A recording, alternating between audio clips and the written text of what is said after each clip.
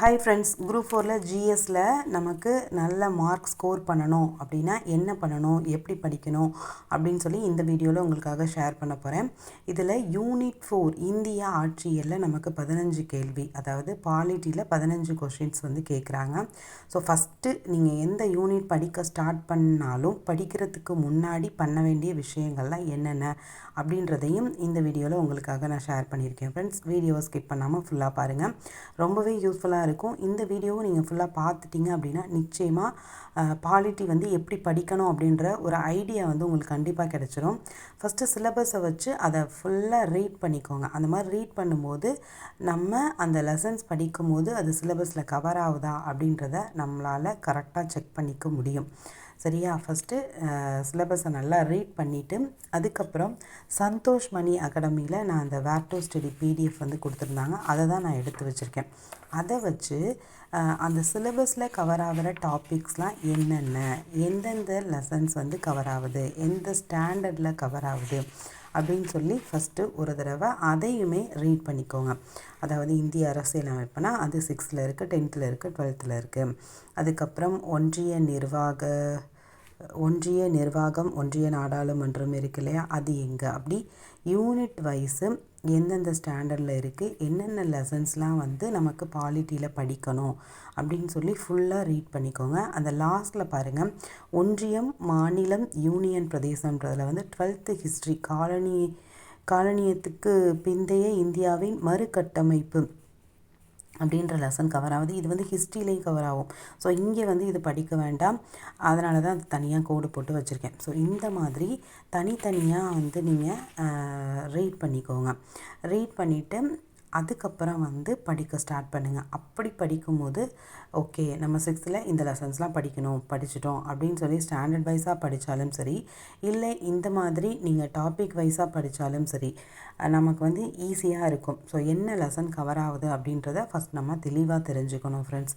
அதுக்கப்புறம் இதை ஃபுல்லாக நம்ம பார்த்துட்டு அதுக்கப்புறம் நான் தனியாக வந்து இது வந்து நான் ஒவ்வொரு டாபிக் வைஸாக எங்கெங்கே கவர் ஆகுதுன்னு எழுதி வச்சுருக்கேன்னா, அடுத்தது பார்த்திங்கன்னா நான் வந்து ஒவ்வொரு ஸ்டாண்டர்ட்லேயும் பாலிட்டியில் என்னென்ன லெசன்ஸ் படிக்கணும் அப்படின்றத நான் தனியாக நோட் பண்ணியிருக்கேன். அதாவது பார்த்திங்கன்னா 6th ஃபஸ்ட்டு டேர்மில் சமத்துவம் பெறுதல், 2nd டேர்மில் தேசிய சின்னங்கள், இந்திய அரசியலமைப்பு சட்டம், 3rd வந்து மக்களாட்சி, அதுக்கப்புறம் உள்ளாட்சி அமைப்பு, ஊரகம், நகர்ப்புறம், 7th ஃபஸ்ட் டேர்மில் அரசியல் கட்சிகள், சமத்துவம், 2nd டேர்மில் மாநில அரசு, 3rd டேர்மில் பெண்கள் மேம்பாடு, சந்தை மற்றும் நுகர்வோர் பாதுகாப்பு, அப்படி அதுக்கப்புறம் ஸ்டாண்டர்ட் வைஸ் வந்து தனியாக நோட் பண்ணி வச்சுருக்கேன்.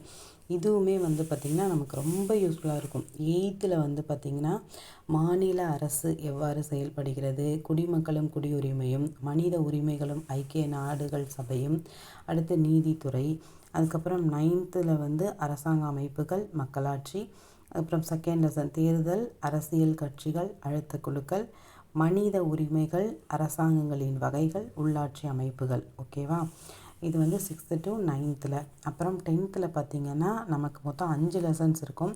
அதில் அந்த ஃபஸ்ட்டு 3 லெசன்ஸ் ரொம்ப முக்கியம். 4th லெசன் இருக்கு இல்லையா, அதை வந்து அதாவது ஒரு வீடியோ கிளாஸ் அட்டன் பண்ணிவிட்டு அந்த ஹைலைட்டட் பாயிண்ட் அப்படியே பார்த்திங்கன்னா போதும். அப்புறம் சர்வதேச உறவுகள் வந்து ரொம்ப இம்பார்ட்டன்ட் கிடையாது, அதில் ஜஸ்ட் அந்த ஒன்லைனரை மட்டும் பார்த்துக்கோங்க 5வது லெசனில்.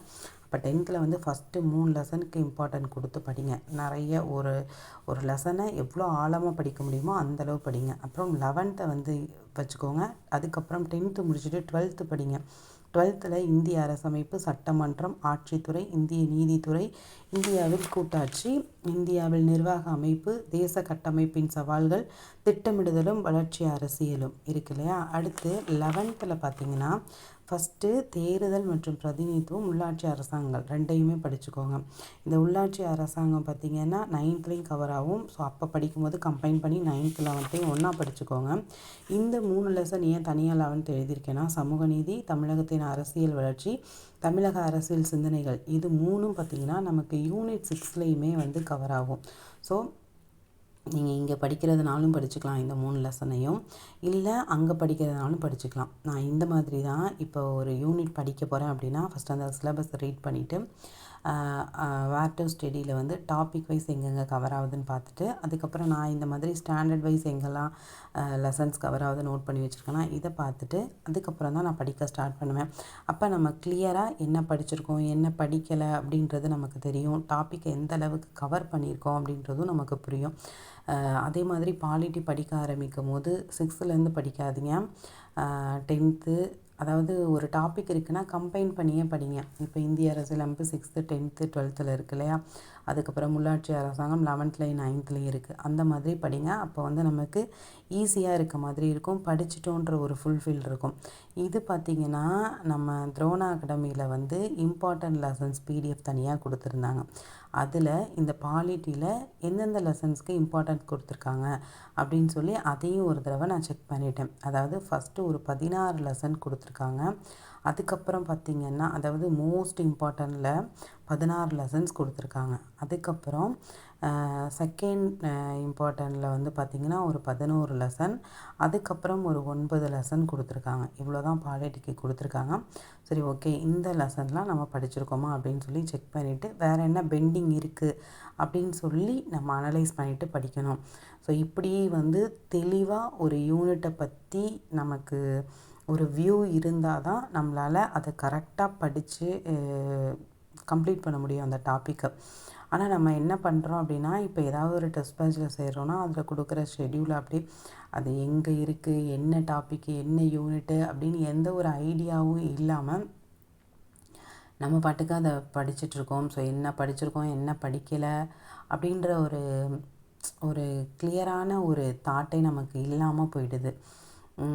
ஸோ அதனால் நீங்கள் இந்த மாதிரி இப்போ இருக்கக்கூடிய டைமை கரெக்டாக அனலைஸ் பண்ணி படிங்க.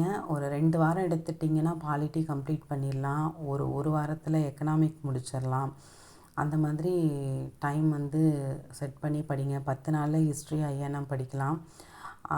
எதுக்கு எந்த யூனிட்டுக்கு எவ்வளோ இம்பார்ட்டன்ட் கொடுக்கணும், எவ்வளோ ப்ரையாரிட்டி கொடுத்தா நம்மளால் முடிக்க முடியும், என்ன பெண்டிங் வச்சுருக்கோம், என்ன நியூவாக படிக்கணும் அப்படின்றத கரெக்டாக அனலைஸ் பண்ணி இருக்கிற டைமை சரியாக யூஸ் பண்ணுங்கள்.